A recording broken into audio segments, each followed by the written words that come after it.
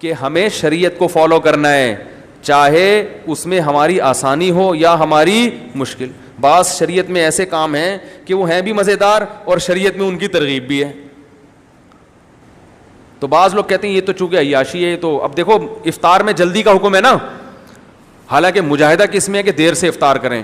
اب آپ جو صبر کر کے دیر سے افطار کرے اور جو کہے نہیں میں تو ابھی فوراً افطار کروں گا, تو ثواب کس کو ملے گا؟ ہے بھائی فوراً افطار کرنے والے. بغیر سحری کے روزہ رکھنا زیادہ مشکل ہے نا, اور سحری کے ساتھ آسان ہے, لیکن ثواب زیادہ کس میں ہے؟ سحری میں. سحری کے ساتھ روزہ رکھو. تو اپنے آپ کو ایسی مشکلات میں ڈالنا جس کا شریعت نے حکم نہیں دیا ہے, اس سے کوئی ثواب نہیں ملتا. اسی میں 4 شادیاں بھی ہیں.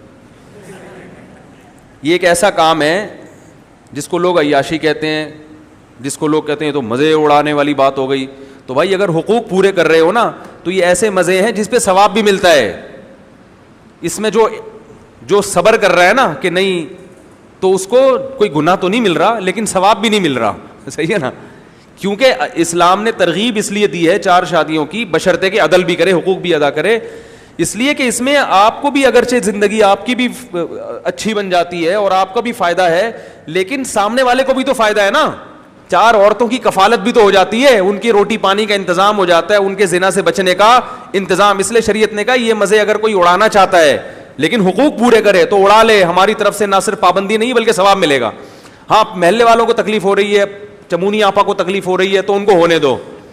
بعض لوگوں کو ہو رہی ہوتی ہے جن کا نہ کوئی واسطہ, وہ کہتے ہیں پتہ نہیں ہے مولوی نے کتنی شادیاں کیوں کی ہیں, پتہ نہیں ہے اس نے اتنی شادیاں کیوں. تم سے پیسے لے کے تھوڑی کی ہیں اس نے. اور زیادہ تکلیف پتہ کب ہو گئی؟ جب کوئی آدمی کسی خوبصورت لڑکی سے شادی کر لے نا دوسری, اس پہ تو کوہرام مچ جاتا ہے. اس پہ کہتے ہیں ابے کرنی تھی تو کسی بیوہ سے کرتے.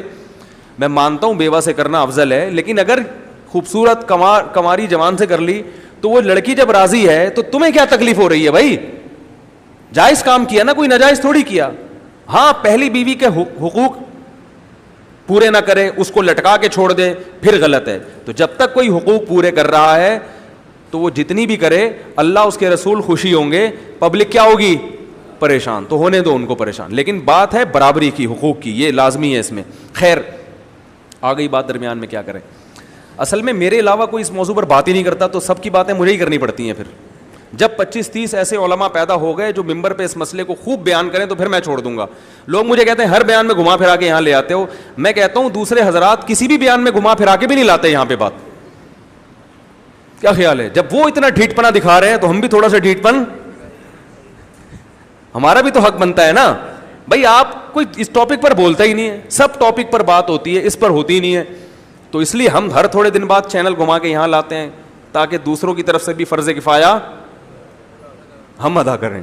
تو اس لیے مجبوری ہے, ٹھیک ہے. اور آپ اتنے ڈھیٹ کے ہلنے کا نام پھر بھی, تو میں یہ کہتا ہوں میں اگر اتنا ڈھیٹ ہوں کہ اس ٹاپک کو نہیں چھوڑتا تو آپ بھی تو ڈھیٹ ہیں کہ ٹس سے مس ہونے کے لیے تیار.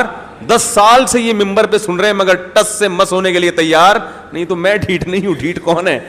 آپ ہیں, معذرت کے ساتھ. خیر ہم اپنے اصل ٹاپک کی طرف دوبارہ آتے ہیں جلدی.